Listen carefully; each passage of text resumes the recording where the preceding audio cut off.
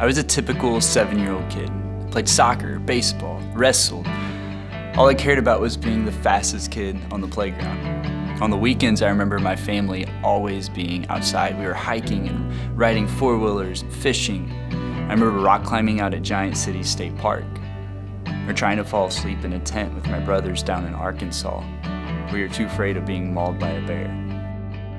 We were raised to take risks, to imagine, to push ourselves, and fear only the things that were logical to fear.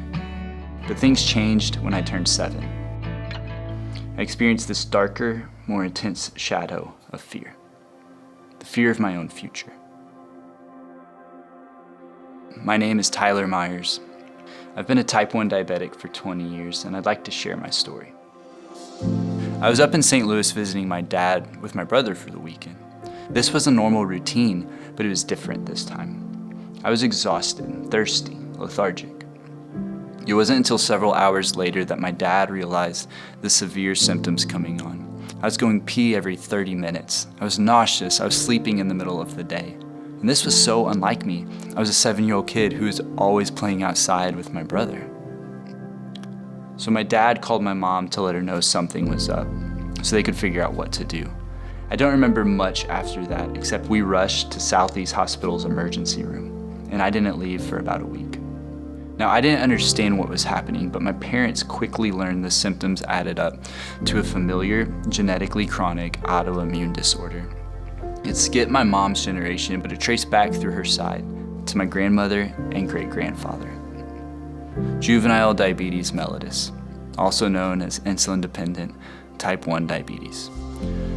The verdict was out on of my 2 brothers if one of the 3 of us would get it, because it doesn't seem to follow a genetic pattern. It does follow the bloodline, but seems to choose at random. Eventually came education for me also, and a sobering realization at 7 years old that life was going to be different and really hard. So the body was created to be this amazing system, specifically the process of converting food into energy. So when someone eats carbohydrates, the body breaks it down through digestion into sugar. The sugar is absorbed into the bloodstream, which gives us blood sugar, and this blood sugar coexists among the blood cells. When the pancreas sees the increase in blood sugar, its incredibly important beta cells create and release insulin. Using insulin as a key, the sugar can enter the cells, and the cells can use that sugar as energy. This is where the body works different for a type 1 diabetic. In short, when I was diagnosed, my immune system had mistaken my pancreatic beta cells, the ones responsible for producing insulin, as a foreign body, resulting in my immune system attacking the body it's supposed to protect, my own, and destroying the pancreatic beta cells. All the carbohydrates I'd eaten were being digested into sugar, but without insulin, I didn't have any outlets for that sugar. My blood sugar was building. My body was trying to force this excessive amount of sugar in my blood out, the easiest way being through fluid. With increased urination came dehydration. On top of that, without the energy I should have had from that sugar, my body was resorting to fat storages and converting those into a plethora of ketones for energy. It's a survival state as a final attempt to create fuel for the body. Those ketones would soon cause the blood to become acidic. Ultimately, if I didn't get some sort of insulin in my body, I simply was going to die. An A1C is the result of a lab work that we do every few months and gives us an average of about where our blood sugar's been. So a normal A1C sits around 5, and mine had been nearly 9 for several years.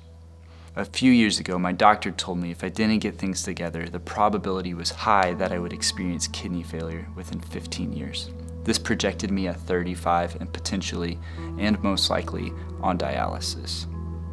So I went into a depression, a deep hole of accepting defeat and feeling guilt fueled by fear. I was doing so much, but I couldn't get it under control. After 15 years, I felt I should have this figured out by now. I just did not have the discipline. This new fear of my future compounded onto my already existing shame of not doing a good job of managing my health.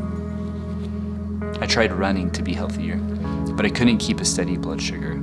Multiple times, I had a severe low miles from the house, leaving me sitting on the side of the road, hoping my wife would get to me in time. I'd bring sugar with me, but it just couldn't work fast enough, or I'd have to use it all too quickly and not have any left. I tried to cut my insulin intake, but I couldn't find out how to control it properly. So I began this ever-growing cycle of logical fear. I feared my future, and I feared preventing that future. I feared the projected outcome of kidney dialysis and not being able to play with my children one day. I feared retinopathy and blindness. I knew I had to start managing this better, but I also knew I would have dangerously low blood sugar every time I worked up a sweat. I feared the idea of passing out and not being found until it was too late. A tragic ending I've seen for multiple people within my own community. Between a rock and a hard place, I needed to exercise and get this under control, and I needed to keep myself from further disability, but I couldn't do one without the other. When I was first diagnosed, my regular routine was 4 to 5 finger pricks and 4 syringe shots throughout the day. I was told what my exact carbohydrates for meals needed to be. And if we wanted to go out to eat, I'd pack up my insulin and syringes in an insulated cooler and bring a little handbook we had filled with nutrition facts for most of the restaurants in town. But year by year, advancements came. Things I never would have imagined living with, but now I can't imagine living without. With new technology comes new hope. Hope to change the stats we have lived in the shadow of our whole lives. Fast forward to now, and I'm utilizing the Dexcom G6 continual glucose monitor. This gives me an update on my blood sugar straight to my phone every 5 minutes.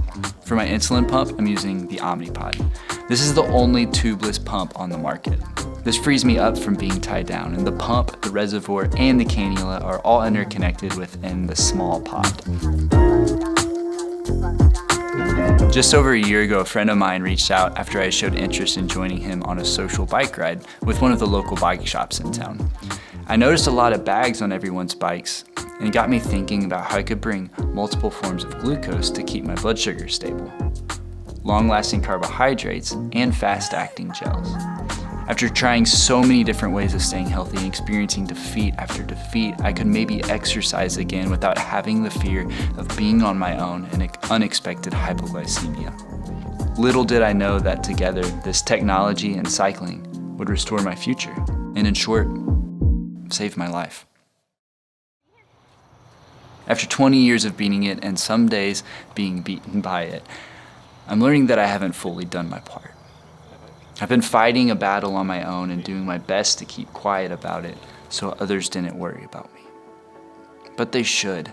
They should worry about me, and I need to be okay with that because that means they care.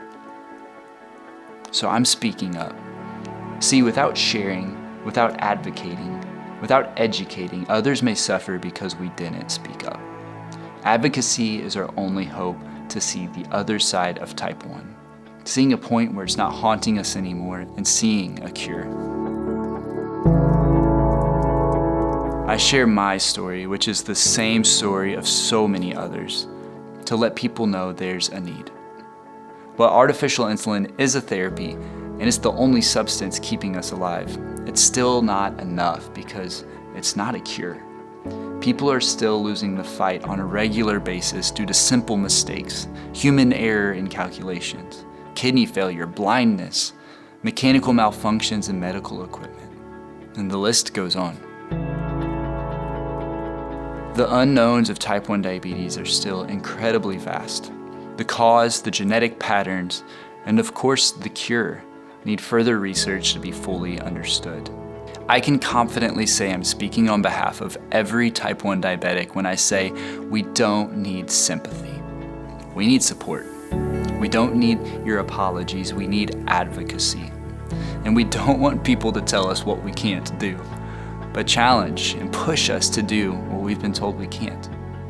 So that's what I'm fighting for. Support, advocacy, making possibilities out of the seemingly impossible. The Juvenile Diabetes Research Foundation has been my biggest resource since my diagnosis. As an ambassador of JDRF, I'm celebrating this 20-year milestone with not only advocacy, education, and raising awareness, but I'm riding in the JDRF, Ride to Cure Diabetes, to fundraise for even further research for a cure and resourcing families impacted by type 1 diabetes. With enough ambition and with your support, we can make hope become a reality. Personally, a hope for no more fear, and to look at my future with excitement. For our families, a hope for no more worry and concern. For fellow type 1 diabetics, a hope for financial stability, restful nights, and a long-awaited peace of mind. A hope for a cure. Here's my goal, $1 a day from the day I was diagnosed to the day I'll be on my bike for the Ride to Cure Diabetes. $1 for each day. 7,563. I'm aware of the wildly ambitious goal this is, but I'm confident that only wildly ambitious goals bring wildly impactful results.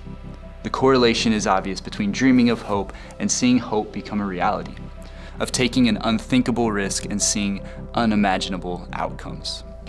See, without people fundraising and wildly hoping to see a cure, the cure cannot be a reality. JDRF is working hard to change that by playing a key role in the discovery and availability of nearly every major type 1 diabetes advancement over the past 50 years. For the first time in our history, there's a clear path to cures for type 1 diabetes. Decades of research has brought us to a transformative moment where scientific advances are being turned into therapies that are changing the course of type 1 diabetes. Together with me riding and you supporting, we can see these groundbreaking therapies come to the market and hopefully watch type 1 diabetes become a thing of the past. So I'm inviting you to come alongside to hope and fight with us.